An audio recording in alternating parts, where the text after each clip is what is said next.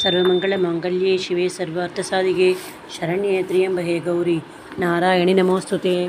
ओं श्रीदेवी माहात्म्यम् अथ अष्टमोऽध्यायः रक्तबीजवधः। एटावद् अध्यायं रक्तबीजवधं।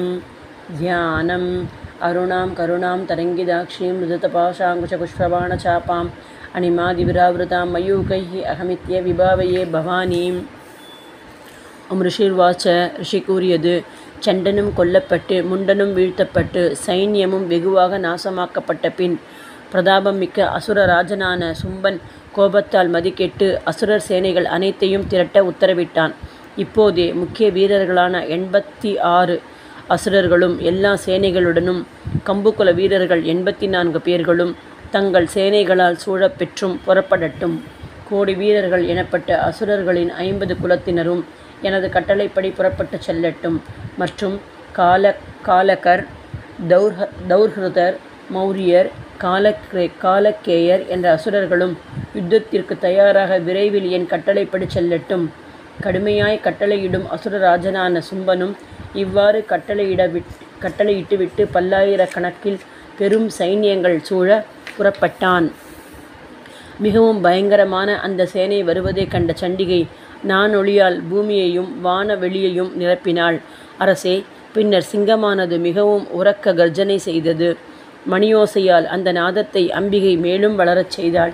காளிதேவி வாயை அகலத் திறந்து செய்த பயங்கரமான சப்தத்தால் திக்கு திசைகளை நிரப்புவளாய் வில்லின் நானொலி, சிங்கநாதம், மணியோசை ஆகியவற்றையும் மீறினாள். அவ்வொலியை கேட்டு அசுர சைன்யங்கள் சண்டிகா தேவியையும் சிங்கத்தையும் காளி தேவியையும் கோபத்துடன் நாற்புறமும் சூழ்ந்து கொண்டன.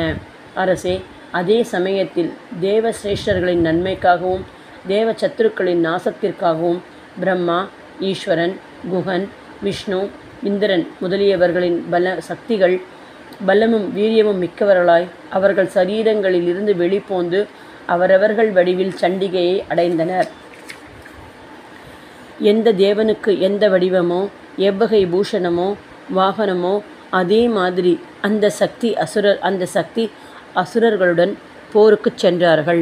ஹம்சத்துடன் கூடிய விமானத்தின் மேல் அக்ஷமாலையையும் கமண்டலுவும் ஏந்தி எழுந்தருளிய பிரம்மசக்தி பிரம்மாணி எனப்படுகிறாள். ரிஷபத்தின் மேல் வீற்று சிறந்த திரிசூலம் ஏந்தி சிறந்த சர்ப்பங்களை தோள்வளைகளாய் கொண்டு சந்திர கலையால் அலங்கரிக்க பெற்று மாகேஸ்வரி எழுந்தருளினாள். தைத்தியர்களுடன் போர் புரிவதற்கு சக்தியை கையில் ஏந்தி மயில் வாகனத்தில் குக வடிவான அம்பிகை கௌமாரி எழுந்தருளினார். அவ்வாறே வைஷ்ணவி சக்தியும் கருடன் மேல் வீற்று சங்கம், சக்கரம், கதை, சார்ங்கம், வாள் ஆகியவற்றை கை கொண்டு தோன்றினாள். ஹரியின் ஒப்புயர்வற்ற வராக வடிவத்தை எடுத்து கொண்ட சக்தி எவளோ அவளும் அங்கு வாராகி வடிவு தாங்கி வந்து சேர்ந்தாள். நரசிம்மத்திற்கு ஒப்பான உடல் தாங்கிக் கொண்டு பிடரியின் சிலிர்ப்பால் நட்சத்திர கூட்டங்களை உலுக்கிக் கொண்டு அங்கு நாரசிம்ஹி வந்தாள். யானை அரசின் மேல் வீற்று இந்திரன் எவ்வண்ணமோ அவ்வண்ணமே 1000 கண்களுடன் வஜ்ராயுதம் ஏந்தி ஐந்திரி தேவி வந்தாள். பின்னர் ஈசானன் அந்த தேவ சக்திகளால் சூழ பெற்றவராய் என் பிரீத்திக்காக விரைவில் அசுரர்கள் கொல்லப்படட்டும் என்று சண்டிகையை நோக்கி கூறினார். அதன்பின் தேவியின் சரீரத்திலிருந்து மிக்க பயங்கரமானவளும் 100 நரிகளைப் போல் சப்திப்பவளும் மிகவும் உக்கிரமானவளும் ஆகிய சண்டிகா கௌஷிகி தேவியின் சக்தி சிவதூதி தோன்றினாள். அங்கு ஜெயிக்க முடியாத சக்தியானவள் செஞ்சடை சிவனிடம், ஈசனே, நிசும்பர்களிடம் தாங்கள் தூதுவராய் செல்ல வேண்டும். கர்வம் மிக்க அசுரர்களாகிய சும்பனிடமும் நிசும்பனிடமும் அங்கு யுத்தத்திற்காக கூடியிருக்கும் மற்ற அசுரர்கள் எவர்களோ அவர்களிடமும் இதை சொல்ல வேண்டும். இந்திரன் மூவுலக ஆட்சியை மீண்டும் பெற வேண்டும். தேவர்கள் யஜ்ஞ பாகங்களை புசிப்பவர்களாக இருக்க வேண்டும். நீங்கள் உயிருடன் இருக்க விரும்பினால் பாதாளம் செல்ல வேண்டும். ஆனால் பலத்தின் கொழுப்பால் நீங்கள் யுத்தத்தை விரும்புவீர்கள் எனில் அப்போது வரலாம். என்னுடைய நரிகள் உங்களுடைய மாம்சத்தால் திருப்தி அடையட்டும் என்று கூறினாள். கௌசிகிடம் உண்டான அந்த தேவியால் சிவனே தூது செலுத்துதலில் ஏவப்பட்டமையினால் அது முதல் இவ்வுலகில் அவள் சிவதூதி என பிரக்கியாதி அடைந்தாள். அம்மகா அசுரர்களோ சிவன் கூறிய தேவியின் மொழிகளை கேட்டு கோபம் மூண்டு காத்தியாயினி ஆகிய கௌஷிகி இருந்த இடத்தை நாடிச் சென்றனர். அத்தேவ சத்துருக்கள் கோபமேலிட்டால் ஆரம்பத்திலேயே முதலாக அந்த தேவியை நோக்கி அம்பு, ஈட்டி, வாள் இவற்றை மழை போல் பொழிந்தனர். அவளோ அங்கனம் எரியப்பட்ட அம்புகளையும் சூலங்களையும் ஈட்டிகளையும் பரசுகளையும் தன் வில்லிலிருந்து விளையாட்டு போல் விட்ட சிறந்த அன்புகளால் பிளந்து வீழ்த்தினாள். அவ்வாறே காளி தேவி அவன் அந்த சும்பன் முன்னிலையிலேயே சூலத்தால் பிளக்கப்பட்ட எதிரிகளை கட்வாங்கத்தால் நசுக்கிக் கொண்டு உலவி வந்தாள். பிரம்மாணியானவள் எங்கெங்கு சென்றாலும் அங்கங்கு தன் கமண்டலு ஜலத்தை தெளித்து சத்துருக்களை வீரியம் அற்றவர்களாகவும் கலை அற்றவர்களாகவும் செய்தாள். மிகவும் கோபம் கொண்ட மாகேஸ்வரி திசூலத்தாலும் அவ்வாறே வைஷ்ணவி சக்கரத்தாலும் கௌமாரி ஈட்டியாலும் அசுரர்களை வதைத்தனர். ஐந்திரியின் வஜ்ராயுதத்தின் தாக்குதலால் பிளவுண்டு இரத்த வெள்ளத்தை பெருக்கிக் கொண்டு நூற்றுக்கணக்கான தைத்தியர்களும் தானவர்களும் பூமியில் வீழ்ந்தனர். வராகமூர்த்தியின் மூக்கால் தாக்கப்பட்டும் தெற்றுப்பல்லால் மார்பு கிழிக்கப்பட்டும் சக்கரத்தால் பிளக்கப்பட்டும் அசுரர்கள் வீழ்ந்தனர். நாரசிம்மியானவள் நகங்களால் ஏனையோரை கிழித்து கொண்டும் பெரிய அசுரர்களை பக்ஷித்து கொண்டும் தனது கர்ஜனையால் ஆகாயத்தையும் திசைகளும் நிரப்பிக் கொண்டும் யுத்த பூமியில் உலவினாள். சிவதூதியின் பிரம்மா பிரசண்டமான அட்டகாசத்தால் பயந்து அசுரர்கள் பூமியில் வீழ்ந்தனர். வீழ்ந்த அவர்களை அப்போதே அவள் தின்று ஒழித்தாள். கோபம் மூண்ட மாத்ருகாகணங்கள் மகா அசுரர்களை பல முறைகளில் வதைப்பதைக் கண்டு தேவ சத்துருக்களின் சைன்யத்தை சார்ந்தவர்கள் ஓடி ஒளிந்தார்கள். மாத்ருகணங்களால் பீடிக்கப்பட்டு ஓடுவதில் முனைந்த அசுரர்களைக் கண்டு ரக்தபீஜன் என்ற மகா அசுரன் கோபத்துடன் யுத்தம் செய்ய வந்து சேர்ந்தான்.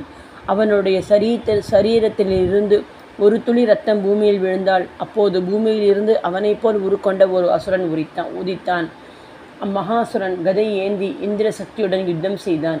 அப்போது இந்திர சக்தி தனது வஜ்ரத்தால் ரக்தபீஜனை அடித்தாள். வஜ்ரத்தால் அடியுற்ற அவனிடமிருந்து வெகுவாக ரத்தம் விரைந்து பெருகிற்று. அதனின்று அவனைப் போலவே வலிவும் வாய்ந்த யுத்த வீரர்கள் கிளம்பினார்கள். அவன் சரீரத்திலிருந்து எத்தனை இரத்த துளிகள் விழுந்தனவோ அத்தனை புருஷர்கள் அவனை போல் வீரியமும் பலமும் உடையவர்களாக தோன்றினர். இரத்தத்தில் தோன்றிய அப்புருஷர்களும் அங்கு மாத்ரு தேவதைகளுக்கு சமமாக சஸ்திரங்களை எய்து மிகவும் உக்கிரமாகவும் பயங்கரமாகவும் யுத்தம் செய்தனர். மற்றொரு முறை அந்த இரத்த பீஜனுடைய தலை வஜ்ராயத்தின் தாக்குதலால் காயமடைந்த போது இரத்தம் பெருகிற்று. அதனின்று ஆயிரக்கணக்கான புருஷர்கள் உண்டாயினர். வைஷ்ணவி தேவி போரில் சக்கராயுதத்தால் அந்த இரத்த பீஜனை அடித்தாள். ஐந்திரி அவ்வசுரராஜனை கதையால் அடித்தாள். வைஷ்ணவி சக்கரத்தால் பிளவுண்ட அவனிடமிருந்து பெரிய இரத்தத்தில் தோன்றியவர்களும் அவன் போன்ற வடிவுடையவர்களுமான ஆயிரக்கணக்கானவர்களால் உலகமே வியாபிக்கப்பட்டது. கௌமாரி தேவி சக்தி ஆயுதத்தாலும் வாராகி அவ்வாறே வாளாலும் மாகேஸ்வரி திரிசூலத்தாலும் மகா அசுரனாகிய ரக்தபீஜனை அடித்தனர். கோபாவேசம் கொண்ட தைத்தியனும் மகா அசுரனுமாகிய அந்த ரக்தபீஜனும் கதையால் மாத்ரு தேவதைகளை ஒவ்வொருவரையும் அடித்தான். சக்தி சூலம் முதலியவற்றால் பலவாறு அடிக்கப்பட்ட அவனிடமிருந்து பூமியில் விழுந்த இரத்த வெள்ளம் எதுவோ அதனின்று நூற்றுக்கணக்கில் அசுரர்கள் உண்டாயினர். அவ்வசுரனுடைய இரத்தத்திலிருந்து தோன்றிய அப்பேற்பட்ட அசுரர்களால் உலகம் முழுவதும் வியாபிக்கப்பட்டது. அதனால் தேவர்கள் மிகவும் அதிகமாக பயத்தை அடைந்தனர். யுத்தத்தில் ஆவேசத்துடன் கூடிய சண்டிகை கவலை கொண்ட அந்த தேவர்களை கண்ணுற்று காளியிடம் கூறியதாவது: சாமுண்டே, உன் வாயை அகலத் திறந்து கொள். இரத்த பிந்துக்களிலிருந்து உண்டான மகா அசுரர்களையும் எனது சஸ்திரங்களின் தாக்குதலால் உண்டாகும் இரத்த பிந்துக்களையும் விரைவில் இந்த வாயில் ஏற்றுக்கொள்வாய் என்று கூறினாள். அவனிடமிருந்து ரக்தபீஜனிடமிருந்து தோன்றிய மகா அசுரர்களை நீ விழுங்குபவளாய் நீ ரணகணத்தில் சஞ்சரிக்க வேண்டும். அதனால் இந்த தைத்தியன் இரத்தத்தை எல்லாம் இழந்து நாசமடைவான். இங்கனம் உன்னால் விழுங்கப்பட்டால் வேறு அசுரர்கள் உண்டாக்க மாட்டார்கள் என்று அவளிடம் கூறிய தேவி சூலத்தால் ரக்தபீஜனை அடித்தாள். ரக்தபீஜனுடைய இரத்தத்தை காளியானவள் வாயில் ஏந்தினாள். அப்போது அங்கே அவள் சண்டிகையை கதையால் அடித்தான். அவன் சண்டிகையை கதையால் அடித்தான். அந்த கதையின் தாக்குதலால் அவளுக்கு ஒரு சிறிதும் வேதனை செய்யவில்லை. அடிப்பட்ட அவனுடைய உடம்பிலிருந்து இரத்தம் வெகுவாக எங்கெங்கு பெருகியதோ அங்கெல்லாம் அதை சாமுண்டா தேவி வாயில் ஏற்றுக்கொள்கிறாள். இந்த யுத்தத்தின் முதலில் இரத்த வீழ்ச்சியால் தோன்றிய மகா அசுரர்கள் எவர்களோ அவர்களையும் தின்றுவிட்டு சாமுண்டா அந்த ரத்தபீஜனுடைய இரத்தத்தை குடித்தாள். சாமுண்டா தேவி இரத்தத்தை குடிக்கையில் கௌசிகி தேவியானவள் ரத்தபீஜனை சூலத்தாலும் வஜ்ராயத்தாலும் பானங்களாலும் கத்திகளாலும் ஈட்டிகளாலும் அழித்தாள். அரசே, அசுர கூட்டங்களால் அடிபட்ட அந்த மகா அசுரனாகிய ரத்தபீஜன் இரத்தமே இல்லாதவனாய் பூதளத்தில் வீழ்ந்தான். அரசே, அப்போது தேவர்கள் நிகரற்ற மகிழ்ச்சி அடைந்தனர். பரதேவதையிடம் தோன்றிய மாத்திருக்களங்கள் இரத்தத்தால் மதோன்மத்தர்களாக அவர்களிடையே கூத்தாடினார்கள். ஓம் ஸ்ரீ ஜெய ஜெய மார்க்கண்டேய புராணத்தில் சாபர்ணிக மந்திரத்தில் உள்ள தேவி மகாத்மியத்தில் 8வது அத்தியாயம் முற்றிற்று. சர்வமங்கள மாங்கல்யே சிவே சர்வார்த்த சாதிகே சரண்ய திரியம்பகே கௌரி நாராயணி நமோஸ்துதே.